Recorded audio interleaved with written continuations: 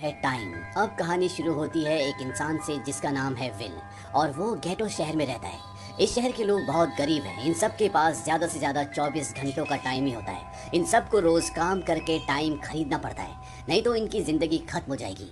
यहाँ पर विल की मॉम को भी दिखाया जाता है जिसका आज 50वां बर्थडे है। लेकिन विल और उसकी मॉम एक ही एज के दिखते हैं क्योंकि इस दुनिया में जेनेटिकली 25 साल के बाद एज बढ़ना बंद हो जाती है। वो बस एक दूसरे को टाइम देते हैं या टाइम कमाते हैं। विल की मॉम विल को कहती है कि मैं अपने पोतों को देखना चाहती हूँ, तुम किसी लड़की को डेट क्यों नहीं करते। विल कहता है कि इन सब चीज़ों के लिए टाइम किसके पास है, और वो काम पर चला जाता है क्योंकि अगर उसने काम नहीं किया तो वो टाइम नहीं कमा पाएगा, और अगर उनका टाइम 0 हो गया तो उनकी मृत्यु हो जाएगी। विल अपने काम पर जा रहा होता है और उसकी मॉम उसे 30 मिनट्स देती है।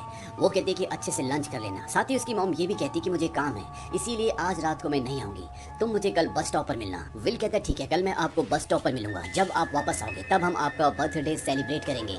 और इसके बाद विल अपने काम पर चला जाता है। वो डेटन नाम की एक कंपनी का वर्कर है और जब वो लंच टाइम में कुछ खाने के लिए जाता है तो वो देखता है कि चीज़ों के दाम बढ़ चुके हैं। जहाँ पहले कॉफ़ी 3 मिनट में मिलती थी, अब उसका दाम 4 मिनट हो चुका है। यहाँ पर कभी भी किसी भी चीज़ का दाम बढ़ा दिया जाता है बिना किसी प्रायर इन्फॉर्मेशन के। अब काम के बाद विल एक बार में जाता है और वहाँ पर वो एक आदमी को देखता है जिसने बहुत शराब पी रखी होती है। यहीं पर विल एक और आदमी को देखता है जो कि 40s नाम के एक आदमी का आदमी है, जो कि एक रॉबर है जो दूसरों का टाइम चुरा कर उन्हें मार देता है। विल उस शराबी के पास जाता है। वो कहता है कि तुम्हें यहाँ से चले जाना चाहिए क्योंकि कोई तुम्हारा टाइम चुराने वाला है, लेकिन वो उसकी बात पर ध्यान नहीं देता।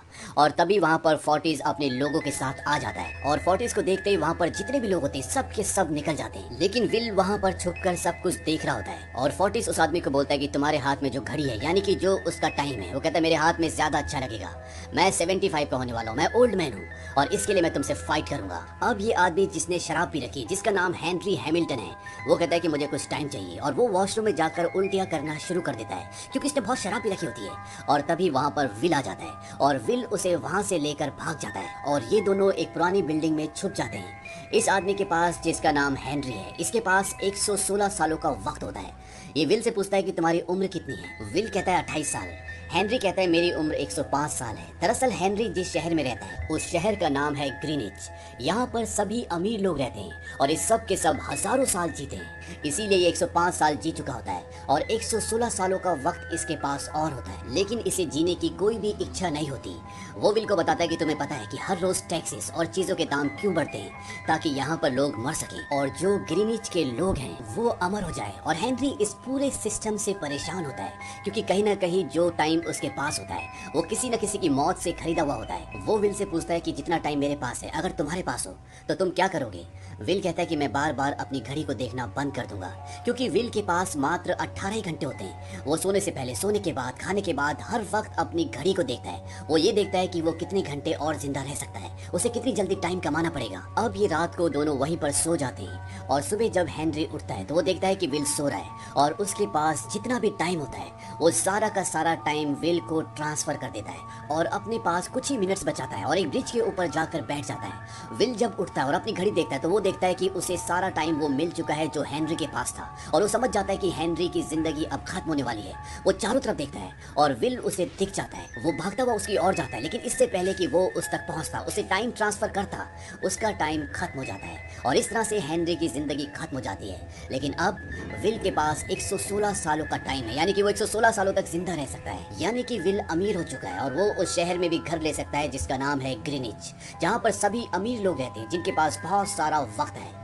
विल अपनी मॉम को लेने के लिए जाता है जैसा कि उसकी मॉम ने उसे कहा था। वहीं दूसरी तरफ ये दिखाया जाता है कि विल की मॉम सारे बिल्स पे करने के बाद बस पर चढ़ती है और जब वो टिकट लेने के लिए अपना हाथ टाइम मशीन के अंदर डालती है तो ड्राइवर कहता है कि 2 घंटे। विल की मॉम ये बात सुनकर शॉक्ड हो जाती है क्योंकि कल तक ये टिकट 1 घंटे के बदले मिलता था और विल की मॉम के पास सिर्फ 1.5 घंटे होते हैं। वो कहती है कि मेरा बेटा बस स्टॉप पे मिलेगा, वहाँ पर मैं तुम्हें बाकी का टाइम दे दूंगी, लेकिन ड्राइवर उसकी बात नहीं मानता। वो कहता है कि ये पॉलिसी है। विल की मॉम बस में बैठे सभी लोगों की तरफ देखती है लेकिन कोई भी उसकी मदद नहीं करना चाहता। ड्राइवर कहता है कि तुम्हें पैदल जाना चाहिए। विल की मॉम कहती है कि मेरा घर यहाँ से 2 घंटे दूर है और उसके पास 1.5 घंटे बचे होते हैं। ड्राइवर कहता है तब तो तुम्हें भागना चाहिए और अब विल की मॉम पैदल ही अपने घर की तरफ भागना शुरू करती है ताकि वो विल से वहाँ पर मिल सके और उससे टाइम ले सके। यहाँ पर विल की मॉम कई लोगों से लिफ्ट और मदद मांगने की कोशिश करती है लेकिन उसकी मदद कोई भी नहीं करता।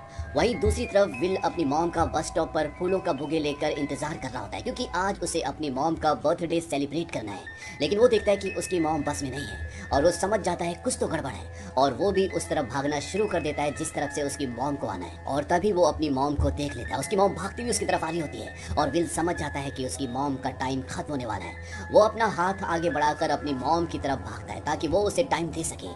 लेकिन जैसे ही उसकी मॉम उस तक पहुंचती है उनका टाइम खत्म हो जाता है और इस तरह से विल की मॉम की मृत्यु हो जाती है। इस बात से विल को बहुत दुख होता है। इसके बाद विल ग्रीनिच चला जाता है, उस शहर में जहाँ पर सभी अमीर लोग रहते हैं जिनके पास हजारों साल की जिंदगी है।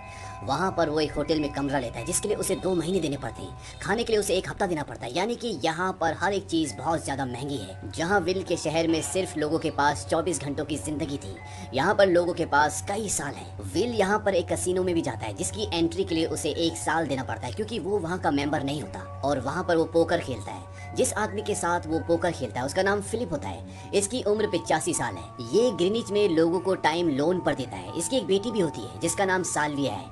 साल्विया भी वहीं पर बैठी होती है और जब विल और फिलिप के बीच में गेम चल रही होती है तो विल अपनी जिंदगी के सारे साल वहाँ पर लगा देता है। उसके पास कुछ ही सेकंड्स बचते हैं, लेकिन इससे पहले कि उसका टाइम आउट होता वो मरता, विल इस गेम को जीत जाता है और इस गेम में वो पहले से भी 10 गुना सालों को जीत जाता है। विल ने इतना बड़ा रिस्क इसलिए भी लिया होता है क्योंकि उसे पता था कि उसके पत्ते बहुत स्ट्रांग हैं। साल्विया विल को उसके घर पर होने वाली पार्टी में इनवाइट करती है जो कि अगले दिन है। विल कहता है कि मैं जरूर आऊंगा। वहीं दूसरी तरफ ये दिखाया जाता है कि वो आदमी जिसने विल को 116 सालों की जिंदगी दी थी, जो पुल से नीचे गिर के मरा था, वहाँ पर कीपर्स आते हैं। कीपर्स यानी कि इस वक्त की पुलिस, और वो सीसीटीवी कैमरे में विल को भी देख लेते हैं। और इन कीपर्स को पता होता है कि ये जो आदमी यहाँ पर मरा है ये ग्रीनिच का है और इसके पास 100 से ज्यादा साल है। और अब इन्हें ये लगता है कि विल ने इसे मारा है, इसके सालों को चुराया है और वो विल की तलाश में होते हैं। वहीं विल अगले दिन साल्विया की पार्टी में जाता है जहाँ पर वो दोनों डांस भी करते हैं। वो आपस में बहुत घुल मिल जाते हैं और तभी वहाँ पर टाइम कीपर रेमंड आ जाता है और वो विल को पकड़कर ऊपर कमरे में ले जाता है। वो उससे पूछताछ करता है। वो कहता है कि तुम यहाँ पर क्या कर रहे हो। विल उसे बताता है कि मैं यहाँ पर लीगल तरीके से आया हूँ, यानी कि उसने हर चीज के लिए हर जगह पे किया है। और जब रेमंड उसकी कलाई में टाइम देखता है तो 1000 साल से भी ज्यादा होते हैं। विल उसे कहता है कि मैंने पोकर की बाजी में जीते। रेमंड उससे पूछता है सारा टाइम। विल कहता है कि नहीं, हेनरी हैमिल्टन नाम के एक आदमी ने मुझे 116 साल गिफ्ट किए। लेकिन रेमंड उसकी बातों पर विश्वास नहीं करता और उसके पास जितना भी टाइम होता है वो उससे सारा टाइम वापस ले लेता है। वो उसे कैप्सूल में डाल देता है और अब विल के पास सिर्फ 2 घंटे बचते हैं। लेकिन इससे पहले कि ये पुलिस वाले, जिन्हें कीपर्स कहा जाता है, वो विल को यहाँ से गेटो वापस ले जाते हैं उसके शहर में। वो साल्विया को गन पॉइंट पे ले लेता है और यहाँ से एक गाड़ी में निकल जाता है। हालांकि रेमंड उसका पीछा भी करता है लेकिन वो उसे चकमा देकर निकल जाता है। अब विल का टाइम खत्म हो रहा होता है और वो साल्विया से कहता है कि मेरा टाइम खत्म हो रहा है, मुझे 1 घंटे की जरूरत है। लेकिन साल्विया उसे टाइम ट्रांसफर करने से मना कर देती है। वो कहती है कि तुमने हेनरी हैमिल्टन का खून किया है, मुझे मेरे घर वापस भेज दो। विल कहता है कि मैं ऐसा नहीं कर सकता क्योंकि तुम्हारी वजह से मैं जिंदा हूँ। अगर मैंने तुम्हें छोड़ दिया तो वो लोग मुझे मार देंगे। और विल गाड़ी लेकर आगे निकल जाता है और तभी उसकी गाड़ी का एक्सीडेंट हो जाता है और ये दोनों के दोनों बेहोश हो जाते हैं। ये दोनों अब गेटो में हैं, उस शहर में जहाँ पर सब के सब गरीब रहते हैं। और तभी वहाँ पर फोर्टीज और उसके आदमी आते हैं। ये वही लोग हैं जिन लोगों से विल ने हेनरी हैमिल्टन को बचाया होता है। अब जब ये साल्विया का हाथ देखते हैं तो उसमें 100 साल होते हैं और ये सारा का सारा टाइम अपने हाथ में ट्रांसफर करके वहाँ से निकल जाते हैं। और जब साल्विया को और विल को होश आता है तो साल्विया देखती है कि उसके हाथ में अब सिर्फ आधे घंटे का टाइम है। विल उसे कहता है कि अब शेयरिंग के बारे में क्या आइडिया है, क्योंकि उसने विल को टाइम नहीं दिया था। लेकिन विल उसे अपने टाइम में से कुछ मिनट्स दे देता है और ये दोनों यहाँ से निकल जाते हैं। अब विल साल्विया के साथ अपने बेस्ट फ्रेंड के घर पर जाता है। दरअसल विल ने अपने दोस्त को 10 सालों का टाइम दिया था, लेकिन जब वो उसके घर पर पहुंचता है तो उसकी पत्नी बताती है कि वो बहुत ज्यादा शराब पीने लग गया था जिसकी वजह से उसकी मृत्यु हो गई। इनके पास अब 3.5 मिनट बचे हैं और 3.5 मिनट बाद ये दोनों के दोनों मर जाएंगे। लेकिन साल्विया के पास बहुत एक्सपेंसिव ईयर रिंग्स होते हैं जिन्हें बेचकर इन्हें 2 दिन का वक्त, 2 दिन का टाइम और मिल जाता है। और इसके बाद विल साल्विया के फादर को कॉल करता है और वो कहता है कि अगर तुम्हें अपनी बेटी वापस चाहिए तो मुझे 1000 सालों का टाइम देना होगा। वहाँ पर टाइम कीपर रेमंड भी होता है और रेमंड विल से बात करता है। विल कहता है कि मुझे साल्विया के बदले 1000 सालों का टाइम चाहिए। रेमंड कहता है कि अगर तुम्हें टाइम मिल भी गया तो तुम उसे यूज नहीं कर पाओगे, यानी कि रेमंड उसे मार देगा। विल कहता है कि ठीक है, अगर ऐसा है तो कल सुबह डेटन कंपनी की टाइम लाइन पर, जहाँ पर लोग टाइम खरीदते हैं, वहाँ पर इन 1000 सालों को लोगों को बांट देना। और इसके बाद विल साल्विया को अपने घर ले आता है। यहाँ पर ये दोनों आपस में काफी बातें करते हैं और साल्विया को ये पता चलता है कि विल ने अपनी मॉम को सिर्फ इसलिए खो दिया क्योंकि उसका टाइम खत्म हो गया। और यहाँ के लोगों को एक एक दिन एक एक घंटा जीने के लिए कितना स्ट्रगल करना पड़ता है, वो विल को कहीं ना कहीं पसंद करना शुरू कर देती है। अगले दिन डेटन कंपनी के बाहर जहाँ पर लोग टाइम खरीदते हैं, अपना टाइम जमा करवाते हैं, वहाँ पर वो लोग टाइम नहीं बांटते और विल समझ जाता है कि साल्विया के डैड ने टाइम देने से मना कर दिया। अब ये दोनों बाहर जाते हैं और साल्विया अपने डैड को कॉल करने के लिए जाती है। विल उसे गन देता है ताकि वो अपनी रक्षा कर सके और जब वो अपने डैड से बात कर रही होती है तो वहाँ पर रेमंड भी आ जाता है। विल रेमंड को नहीं देखता क्योंकि वो बैठा हुआ होता है और इससे पहले कि रेमंड उसे गोली मारता या पकड़ता, साल्विया उसके उस हाथ पर गोली मारती है जिस पर गन होती है। विल रेमंड को गन पॉइंट पे ले लेता है और वो देखता है कि उसका टाइम भी खत्म होने वाला है। हालांकि वो कभी भी दोबारा टाइम ले सकता है, लेकिन ये उसकी गाड़ी लेकर जा रहे होते हैं, इसीलिए विल उसे थोड़ा सा टाइम दे देता है ताकि उसका टाइम खत्म ना हो, वो मरे नहीं। विल कहता है कि ये मेरी तरफ से गिफ्ट है और ये दोनों उसकी गाड़ी लेकर यहाँ से निकल जाते हैं। और अब टाइम कीपर्स की नजरों में साल्विया भी एक गुनहगार है, उसके खिलाफ वारंट निकल जाता है। लेकिन साल्विया के डैड इस केस को दबाने के लिए रेमंड को रिश्वत देना चाहते हैं। वो कहते हैं कि तुम मेरी जिंदगी से कितने साल लेना चाहते हो। रेमंड कहता है कि अगर तुम अपनी पूरी जिंदगी भी दे दोगे तब भी मैं इस केस को नहीं दबाऊंगा, और ये कहकर वो वहाँ से चला जाता है। वहीं दूसरी तरफ ये दिखाया जाता है कि विल को और साल्विया को एक दूसरे से प्यार हो चुका है और साल्विया समझ जाती है कि यहाँ के लोगों के साथ गलत हो रहा है। यहीं पर साल्विया के डैड की कंपनी होती है जो लोगों को टाइम लोन पर देती है और साल्विया प्लान बनाती है कि हम वहाँ से सारे टाइम कैप्सूल्स चुरा लेंगे।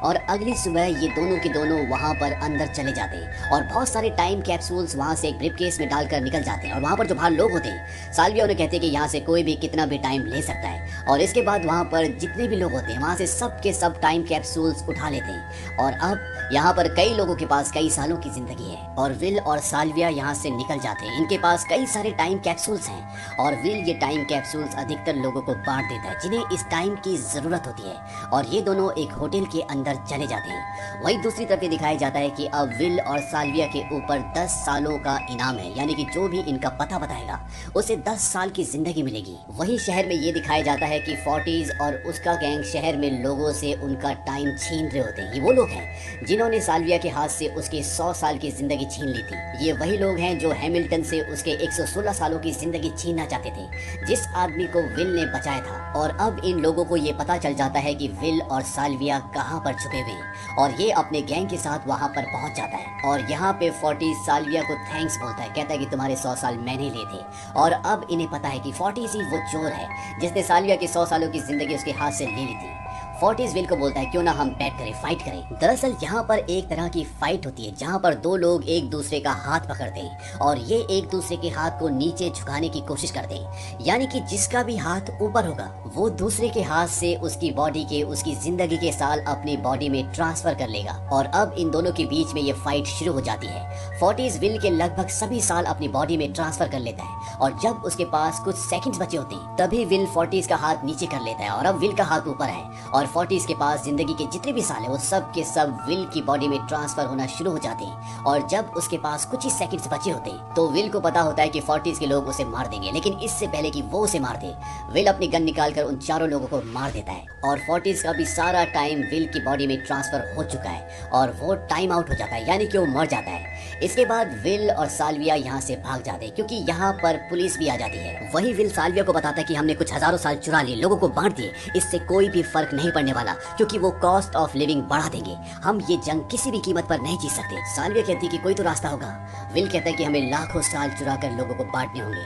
साल्विया कहती है कि मेरे पास एक रास्ता है। और इसके बाद ये दोनों ग्रीनिच आ जाते हैं और वहाँ पर ये साल्विया के डैड को गन पॉइंट पर लेके उनके बैंक से 10 लाख सालों का एक कैप्सूल चुरा कर भाग जाते हैं। हालांकि रेमंड भी यहाँ पर पहुँच जाता है लेकिन उसे देर हो जाती है। अब रेमंड इनका गाड़ी से पीछा करना शुरू कर देता है और तभी रेमंड अपनी कलाई पर देखता है उसके पास 44 मिनट्स और कुछ सेकंड्स बचे होते हैं। वो कॉल करके कहता है कि मुझे मेरी सैलरी भेज दो, यानी कि रेमंड को यहाँ पर हर दिन सैलरी के तौर पर उसकी जिंदगी के कुछ घंटे यानी कि कुछ दिन मिलते हैं। लेकिन इससे पहले कि वो टाइम अपनी बॉडी में ट्रांसफर कर पाता उससे साल्विया की और विल की गाड़ी दिख जाती है। वो उनका पीछा करना शुरू कर देता है लेकिन इससे पहले कि वो उन्हें पकड़ पाता ये दोनों के दोनों डेटन के बाहर पहुंच जाते हैं जहाँ पर बहुत सारे लोग होते हैं। इन सबको टाइम चाहिए और विल उनको वो मशीन, वो कैप्सूल दे देता है जिसमें 10 लाख सालों की जिंदगी है। अब रेमंड भी यहाँ पर पहुंच जाता है और वो इन्हें गन पॉइंट पर ले लेता है, लेकिन यहाँ पर टाइम आ चुका है इसीलिए लोग भागना शुरू कर देते हैं और इसी मौके का फायदा उठाकर यहाँ से ये दोनों भी भाग जाते हैं। रेमंड इनका पीछा करता है और एक जगह इन्हें पकड़ लेता है और अब वो इन दोनों को अरेस्ट करके अपने साथ ले जाना चाहता है। विल कहता है कि एक बार मैंने तुम्हें टाइम दिया था, वो टाइम मुझे वापस चाहिए, क्योंकि विल का और साल्विया का भी टाइम खत्म होने वाला है। और तभी रेमंड को याद आता है कि उसने अपना टाइम जो उसे सैलरी के रूप में मिला होता है वो उसने अपनी बॉडी में ट्रांसफर नहीं किया और उसके पास 5 सेकंड्स होते हैं और अब वो कुछ नहीं कर सकता और तभी उसका टाइम आउट हो जाता है और वो मर जाता है। लेकिन अब साल्विया और विल का भी यही हाल होने वाला है, क्योंकि इन दोनों के पास एक एक मिनट बचा है और यहाँ पर दूर दूर तक कोई भी नहीं है। ये दोनों एक दूसरे को किस करते हैं, क्योंकि अब इनका हमेशा के लिए एक दूसरे से अलग होने का वक्त आ गया है, यानी कि इन दोनों का टाइम आउट होने वाला है। और तभी विल को रेमंड की गाड़ी दिखती है और वो समझ जाता है कि इसकी गाड़ी में वो मशीन है जिससे ये टाइम अपनी बॉडी में रिसीव कर सकते हैं। और विल साल्विया को कहता है कि रन, और ये दोनों के दोनों रेमंड की गाड़ी की तरफ भागते हैं। विल पहले गाड़ी तक पहुंच जाता है और वहां पर जो कैप्सूल होता है वो उससे टाइम अपनी बॉडी में ट्रांसफर कर लेता है, लेकिन अभी भी साल्विया बहुत दूर होती है और विल अब साल्विया की तरफ भागना शुरू करता है। उसके पास कुछ ही सेकंड्स बचे हुए। ये ठीक उसी तरह का दृश्य होता है जैसा कि उसकी मॉम और उसके बीच में था, लेकिन उसकी मॉम उस तक पहुंच ही नहीं पाई थी। इससे पहले उसकी मॉम का टाइम आउट हो गया था, लेकिन इस बार किस्मत विल का साथ देती है और ठीक 1 सेकंड पहले वो साल्विया का हाथ पकड़ लेता है और इस तरह से वो उससे टाइम ट्रांसफर कर देता है। वहीं दूसरी तरफ ये दिखाया जाता है कि डेटन कंपनी अब बंद हो चुकी है, क्योंकि यहाँ शहर में सभी लोगों के पास बहुत टाइम है। सब एक दूसरे को टाइम दे रहे होते हैं, सब खुश होते हैं और अब किसी को भी डेटन कंपनी में काम करने की जरूरत नहीं है, जो कि साल्विया के पिता की कंपनी होती है, जहाँ से उन्होंने लाखों सालों का टाइम अपने लिए जमा किया होता है और वो इसीलिए लोगों को टाइम लोन पर दिया करते थे। अब यहाँ पर जो टाइम कीपर होता है जिसका नाम जाइगर है, उसने रेमंड की जिद को देखा होता है जो उसके दिल में विल और साल्विया को पकड़ने के लिए थी। और जब उन्हीं में से एक ऑफिसर पूछता है कि अब हमें क्या करना चाहिए, तो जाइगर बोलता है गो होम, यानी कि अब ये लोग उनके पीछे नहीं है, लेकिन अभी भी इन दोनों के ऊपर 100 सालों का इनाम है, यानी कि जो भी इनका पता बताएगा उसे 100 सालों की जिंदगी मिलेगी। और अंत में ये दिखाया जाता है कि विल और साल्विया एक बहुत बड़े बैंक के बाहर होते हैं और ये इस बैंक को भी लूटना चाहते हैं ताकि यहाँ से जितने भी सालों के इन्हें कैप्सूल मिले वो सब के सब लोगों को बांट दे, ताकि दुनिया में इक्वालिटी आए और सबको जीने का बराबर हक मिले। दरअसल साल्विया को यह एहसास हो गया था कि वो जो जिंदगी जी रही है उसकी जिंदगी का हर एक दिन किसी की मौत का कारण है, इसीलिए वो अपने पिता के खिलाफ हो जाती है और लोगों की मदद करने का फैसला करती है। तो ये